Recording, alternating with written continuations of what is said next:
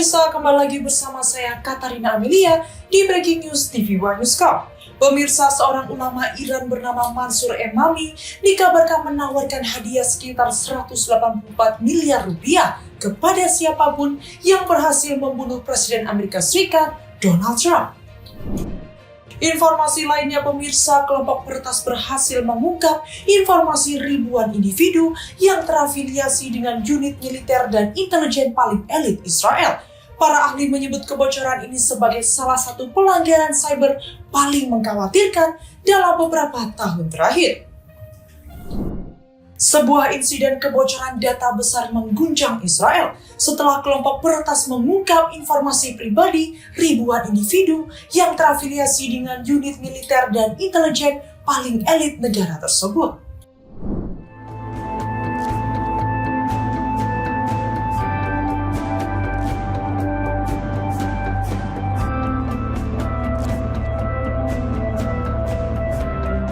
Sebuah insiden kebocoran data besar mengguncang Israel setelah kelompok peretas mengungkap informasi pribadi ribuan individu yang terafiliasi dengan unit militer dan intelijen paling elit negara tersebut.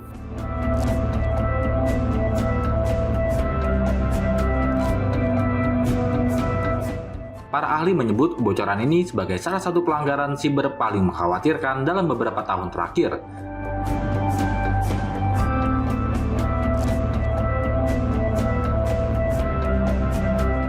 Mengutip dari Al-Mayadin, data yang bocor mencakup nama, nomor telepon, alamat email, dan bahkan alamat rumah para mantan perwira intelijen, operator drone, teknisi hingga pakar siber dari unit 8200 dan unit 81. Di mana unit 8200 dan unit 81 merupakan dua unit elit yang terkenal sebagai otak operasi siber dan intelijen Israel.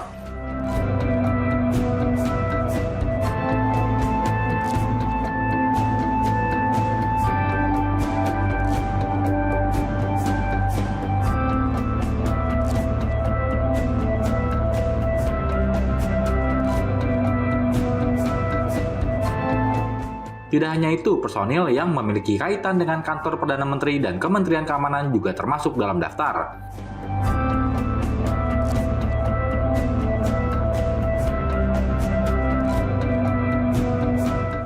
Menurut media Israel Haaretz, pelanggaran tersebut bermula dari platform rekrutmen Jobinfo yang digunakan oleh banyak veteran militer untuk mencari pekerjaan di sektor swasta.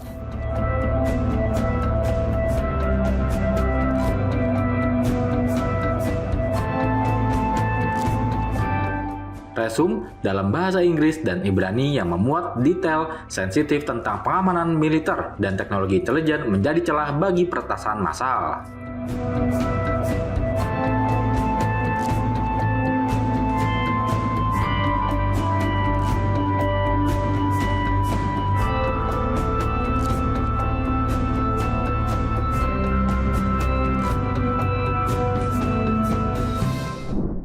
Amerika Serikat saat ini hanya memiliki sekitar 25% dari total rudal Patriot yang dibutuhkan untuk mendukung semua operasi militernya secara global. Kekhawatiran ini mencuat setelah konflik Israel-Iran menguras sebagian besar cadangan rudal pencegat Amerika Serikat.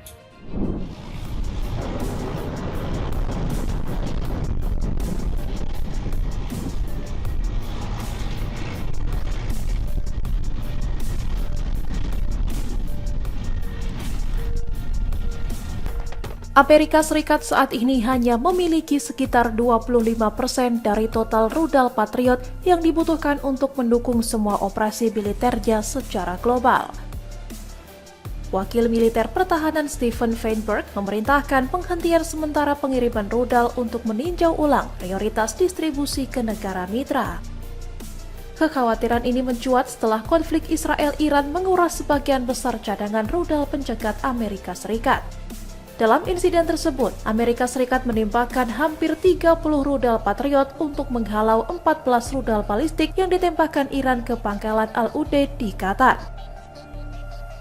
Pentagon menyebut operasi ini sebagai pertempuran rudal Patriot terbesar dalam sejarah militer Amerika Serikat. Untuk setiap rudal balistik, biasanya dibutuhkan 2 hingga 4 rudal pencegat agar berhasil dicegat di udara.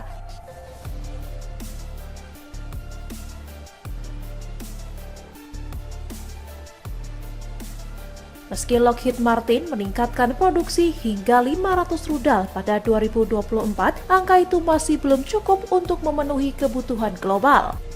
Setelah insiden tersebut, Amerika Serikat menghentikan sementara pengiriman senjata ke Ukraina termasuk rudal Patriot, Stinger, dan Hellfire. Sebelumnya, ratusan rudal Hellfire lebih dulu dikirim ke Israel menjelang serangan balasannya ke Iran.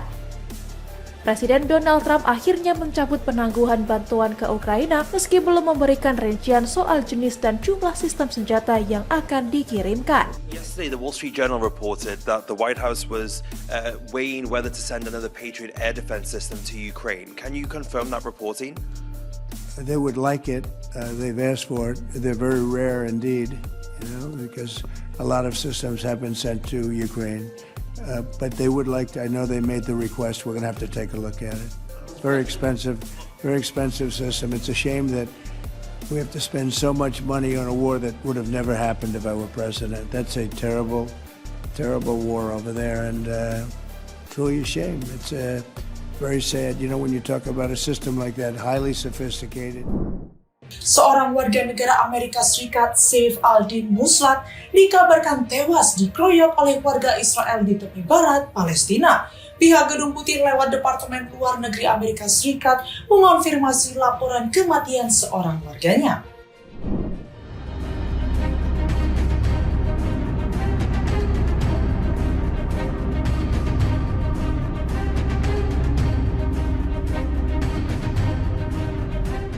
Seorang warga negara Amerika Serikat, Saif al-Din Muslat, dikabarkan tewas dikeroyok oleh warga Israel di tepi barat Palestina.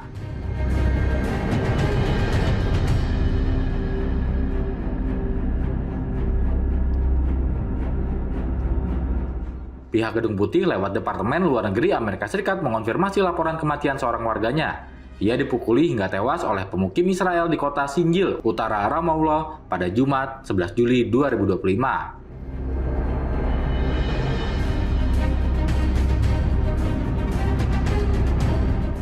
Keluarga Muslat mengatakan ia tengah berkunjung ke Palestina untuk menemui kerabat. The Washington Post melaporkan bahwa Muslat meninggal akibat dipukuli pemukim.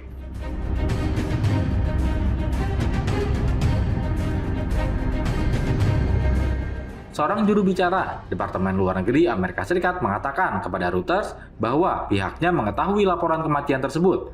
Namun pejabat itu menolak berkomentar lebih jauh dan pilih bungkam demi menghormati privasi keluarga korban.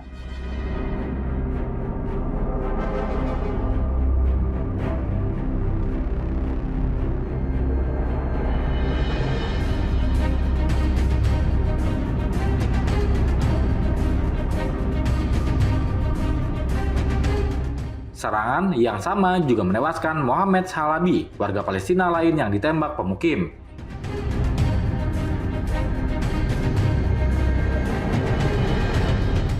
Insiden ini memicu kecaman luas dan sorotan pada meningkatnya kekerasan pemukim di tepi barat.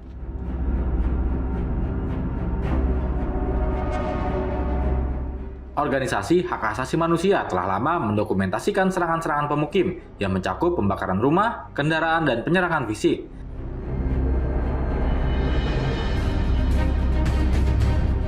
Serangan-serangan itu sering mendapat perlindungan atau pengawalan militer Israel.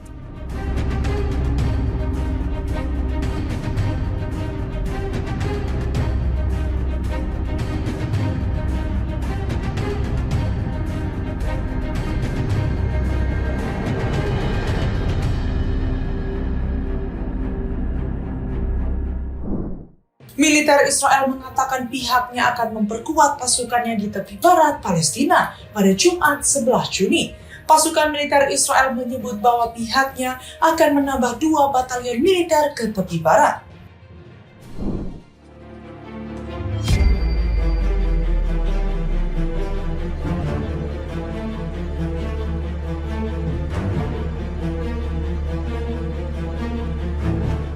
Militer Israel mengatakan bahwa pihaknya bakal memperkuat pasukannya di tepi barat Palestina Jumat 11 Juli 2025.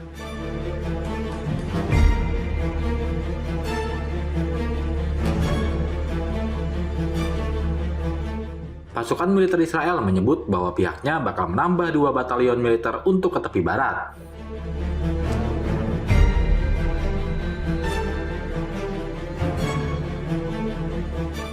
Militer Israel tidak mengklarifikasi jumlah pasukan yang saat ini berada di tepi barat yang diduduki.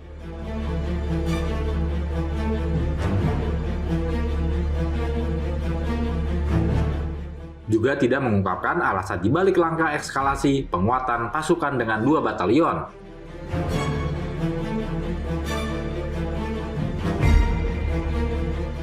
Namun disebutkan, sepanjang perang penilaian situasi terus dilakukan. Dan oleh karena itu, urutan pertempuran yang diperlukan ditentukan untuk memenuhi misi operasional di berbagai sektor.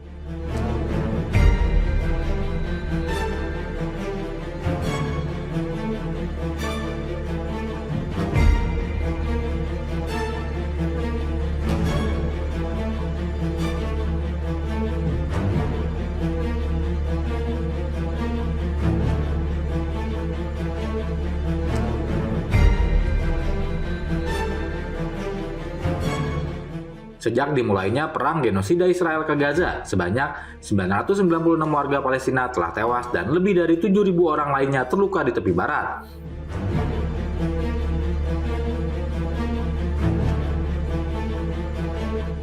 Oleh pasukan Israel dan pemukim ilegal, ungkap Kementerian Kesehatan Palestina.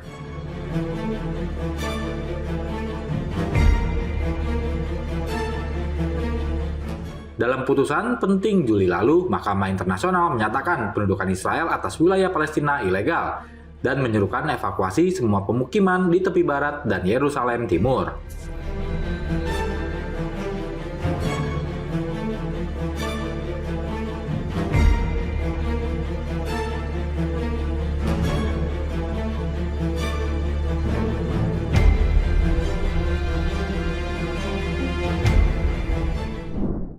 Upaya mencapai gencatan senjata antara Hamas dan Israel di jalur Gaza kembali menghadapi kebuntuan. Berdasarkan 2 sumber Palestina, salah satu penghambat tercapainya gencatan senjata adalah sikap Israel yang enggan menarik seluruh pasukannya dari Gaza.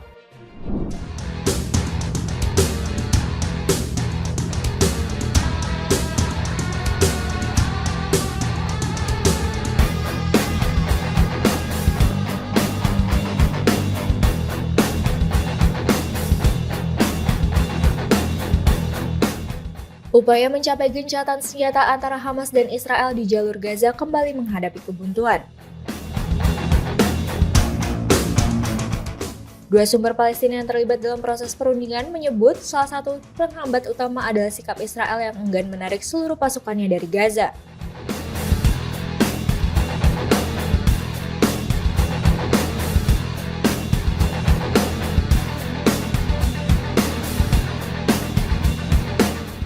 Perundingan tidak langsung antara kedua belah pihak telah dimulai di Doha, Qatar sejak Minggu pekan lalu. Tujuannya adalah menghentikan konflik yang telah berlangsung selama 21 bulan sejak serangan mendadak Hamas ke wilayah Israel pada 7 Oktober 2023.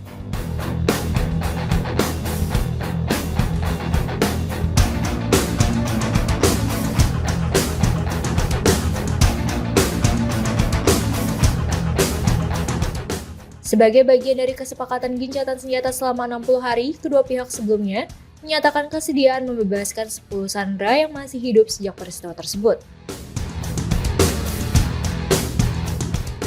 Pihak Palestina mengatakan negosiasi mengalami kemunduran karena Israel justru mengusulkan pemetaan ulang pasukannya, bukan penarikan penuh.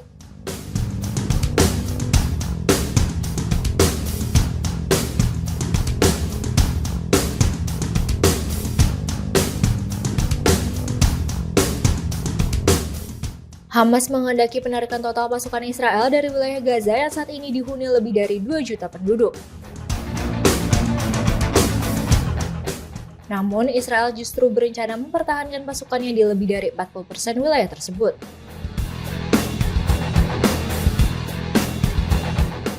Karena situasi yang buntu, para mediator meminta agar perundingan ditunda sementara hingga kedatangan utusan khusus Presiden Amerika Serikat Donald Trump, Steve Witkoff, di Doha.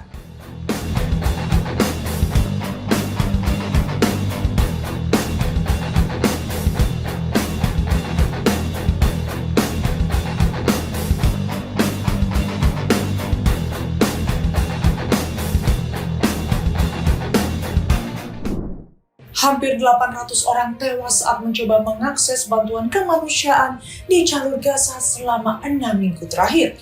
Sebagian besar korban tewas di dekat lokasi distribusi yang dijalankan oleh Yayasan Kemanusiaan Gaza yang didukung oleh Amerika Serikat dan Israel.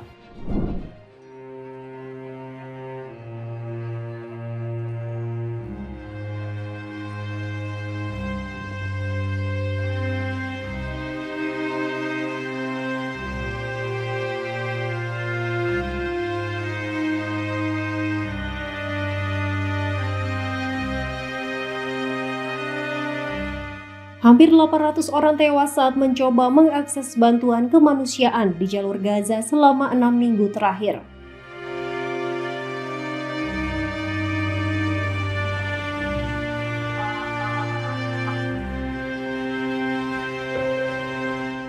Juru bicara hak asasi manusia PBB Rafina Shamdasani menyampaikan, sebagian besar korban tewas dilaporkan terjadi di dekat lokasi distribusi yang dijalankan oleh Yayasan Kemanusiaan Gaza yang didukung oleh Amerika Serikat dan Israel.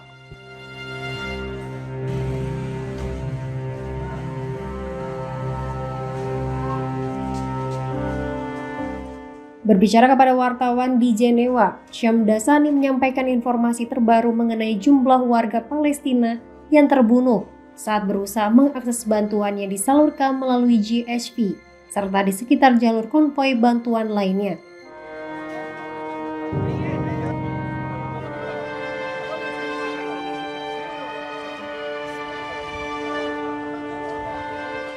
Ketika orang-orang mengantri untuk mendapatkan kebutuhan pokok seperti makanan dan obat-obatan, mereka diserang di tempat mereka menunggu.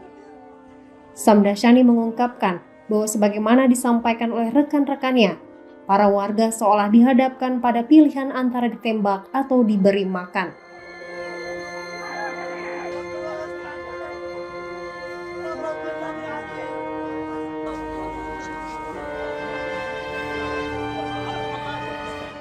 Menurutnya, situasi itu sama sekali tidak dapat diterima dan kondisi tersebut masih terus berlangsung.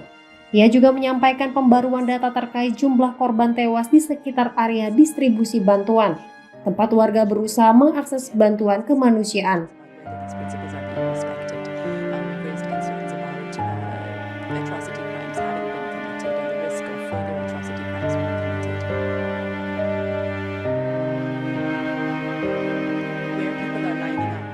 Hingga 7 Juli 2025, pihaknya mencatat sebanyak 798 orang tewas, terdiri dari 615 korban di sekitar lokasi distribusi yang dikelola GHV, dan 183 lainnya kemungkinan berada di sepanjang jalur konvoi bantuan.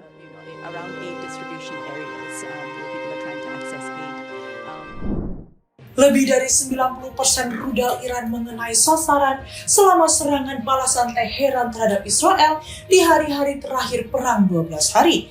Klaim itu diungkap oleh Ketua Parlemen Iran, Mohammad Bagher Ghalibaf.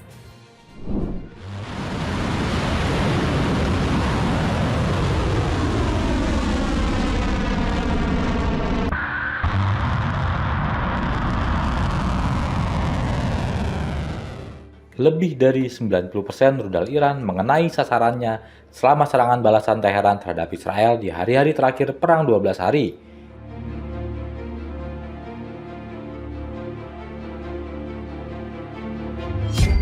Klaim itu diungkap Ketua Parlemen Iran, Mohammad Bagher Ghalibaf.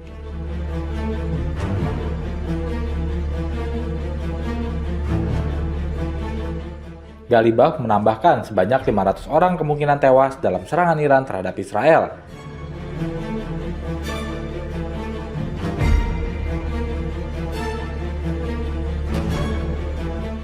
Karena terdapat standar statistik tertentu untuk korban jiwa untuk sejumlah korban.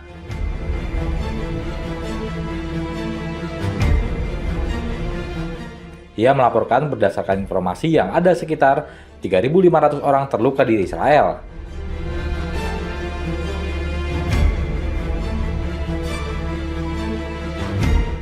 Angka yang menurut Ghalibaf seharusnya mencakup setidaknya 500 kematian.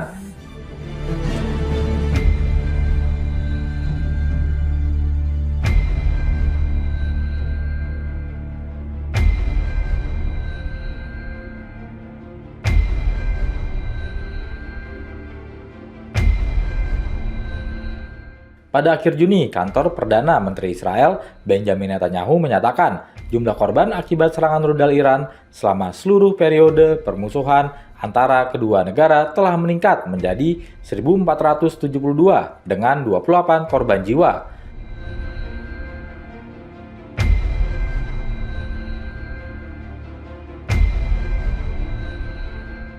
Pada malam 13 Juni, Israel melancarkan operasi terhadap Iran, menuduhnya melaksanakan program nuklir militer rahasia.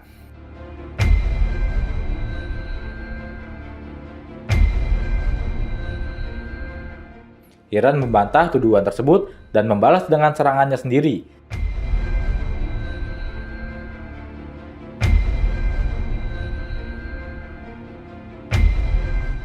Selama 12 hari, kedua pihak saling serang yang diikuti oleh Amerika Serikat yang menyerang fasilitas nuklir Iran pada 22 Juni.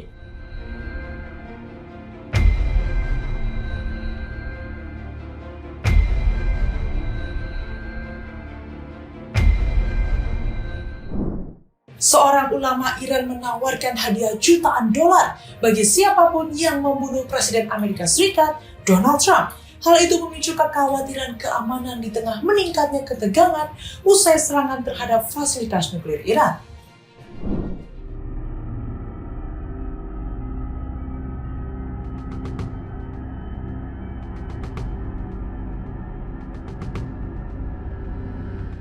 Seorang ulama Iran bernama Mansour Emami dikabarkan menawarkan hadiah sebesar 1,14 juta US dollar atau sekitar 184 miliar rupiah kepada siapa saja yang berhasil membunuh Presiden Amerika Serikat Donald Trump. Ajakan ini menyusul fatwa sejumlah ulama garis keras Iran yang menyerukan pembunuhan Trump dan Perdana Menteri Israel Benjamin Netanyahu. Buntut dari serangan Amerika Serikat terhadap fasilitas nuklir Iran bulan lalu.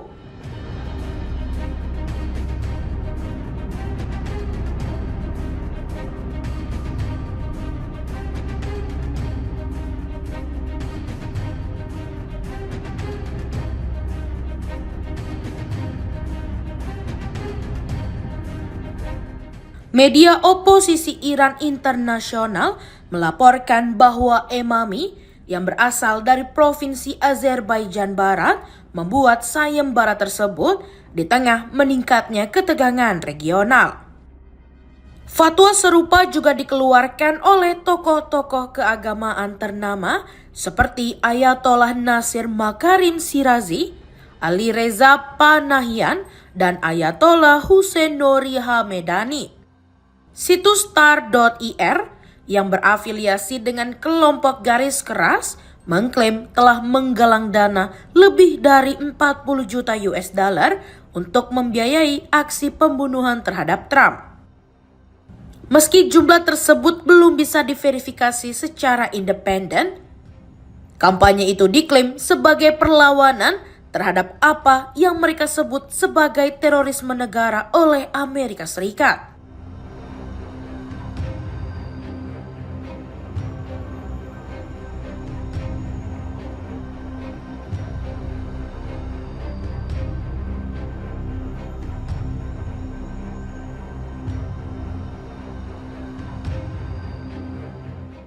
Pakar Iran, Hamid Reza Azizi, menilai fatwa tersebut lebih berkaitan dengan dinamika politik dalam negeri Iran, terutama persaingan antar faksi.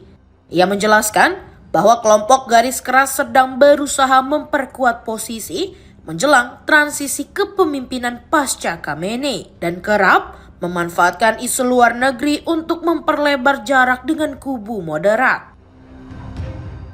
Sementara itu, mantan penasihat senior pemimpin tertinggi Iran, Mohammad Javad Larijani, sempat melontarkan pernyataan bernada ancaman terhadap Trump dalam siaran televisi pemerintah.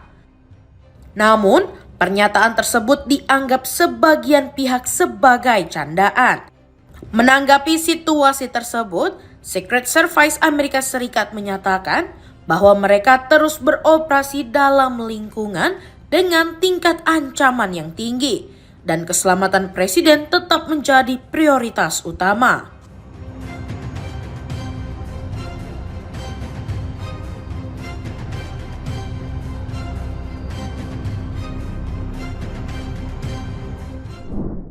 Perdana Menteri Spanyol Pedro Sanchez mengecam keras operasi militer Israel di Gaza yang disebutnya sebagai genosida terbesar abad ini. Ia mendesak Uni Eropa menghentikan perjanjian asosiasi dengan Israel dan mengambil langkah tegas atas pelanggaran hak asasi manusia di wilayah tersebut.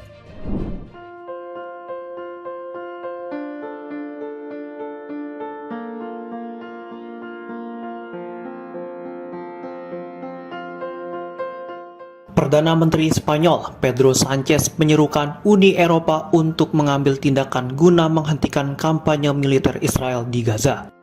Dalam pidatonya di Parlemen Spanyol pada Rabu, 9 Juli 2025, Sanchez menyebut operasi militer Israel sebagai genosida terbesar yang disaksikan abad ini dan salah satu peristiwa tergelap di abad ke-21.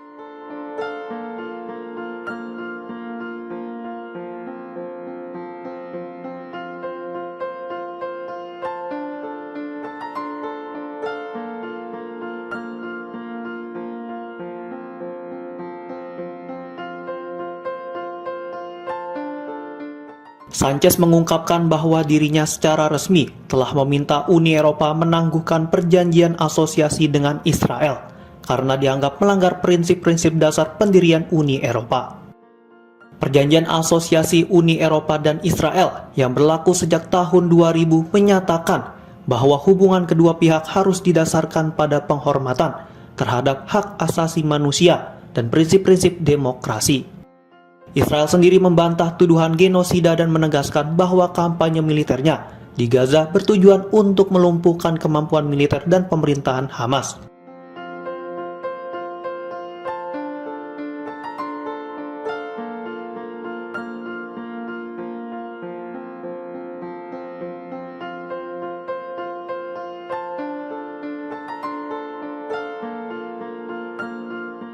Kelompok Palestina yang bertanggung jawab atas serangan 7 Oktober 2023. Namun Sanchez menyampaikan keprihatinan mendalam atas dampak kemanusiaan dari operasi militer tersebut. Dirinya juga dikenal sebagai pendukung kuat pengakuan negara Palestina dan telah menyerukan tindakan internasional yang lebih tegas terhadap perang Israel di Gaza.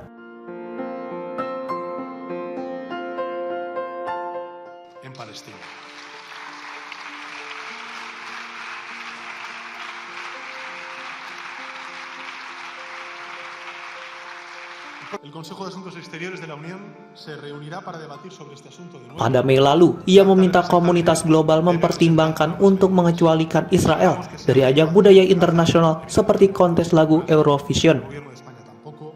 Sementara pada Oktober, Sanchez mengimbau Uni Eropa dan komunitas internasional menghentikan penjualan senjata ke Israel yang telah lebih dulu diambil oleh Spanyol sejak 2023. Sebagai respon, Uni Eropa pada Kamis mengumumkan kesepakatan baru dengan Israel untuk menangani krisis kemanusiaan di Gaza. Kepala diplomasi Uni Eropa menyatakan kesepakatan itu mencakup peningkatan jumlah truk bantuan yang masuk ke Gaza, serta pembukaan titik perlintasan dan jalur distribusi bantuan tambahan.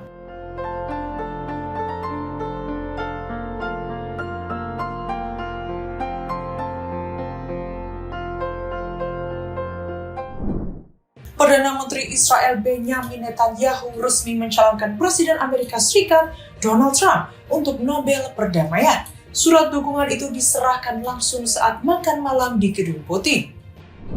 Present to you, Mr. President, the letter I sent to the Nobel Prize Committee. It's nominating you for the Peace Prize, which is well deserved, and you should get it. Thank you very much. This I didn't know. Wow. Thank you very much.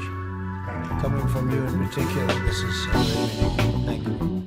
Presiden Amerika Serikat Donald Trump menerima surat spesial dari Perdana Menteri Israel Benjamin Netanyahu.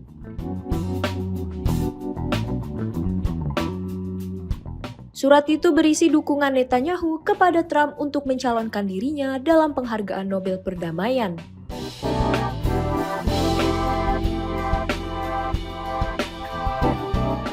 Netanyahu menyatakan Trump sangat layak mendapatkan penghargaan tersebut dan ia mendukung Trump untuk mendapat Nobel Perdamaian.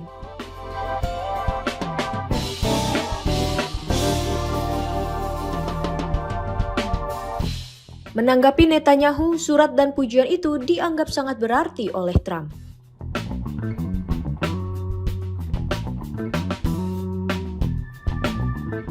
Surat itu diserahkan secara langsung saat makan malam di Gedung Putih, dan Trump mengapresiasi penghargaan tersebut.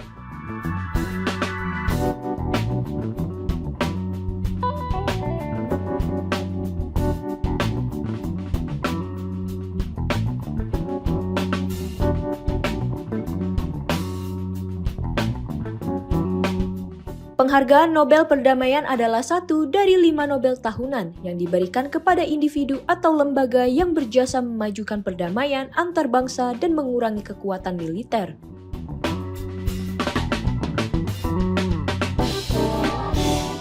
Penghargaan ini diputuskan melalui proses tertutup yang melibatkan pejabat negara, akademisi, dan penerima Nobel sebelumnya.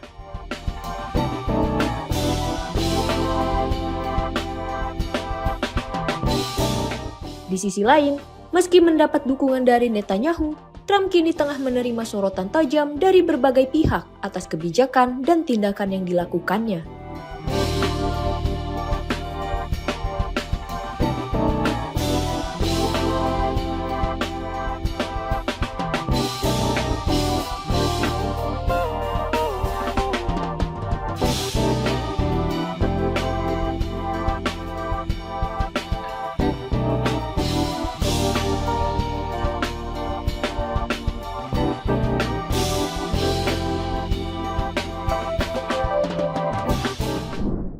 Demikian informasi yang dapat kami sampaikan pemirsa. Terima kasih telah bergabung bersama kami. Saya Katarina Amelia dan seluruh tim yang bertugas mengucapkan sampai jumpa di Breaking News TV One Newscom berikutnya.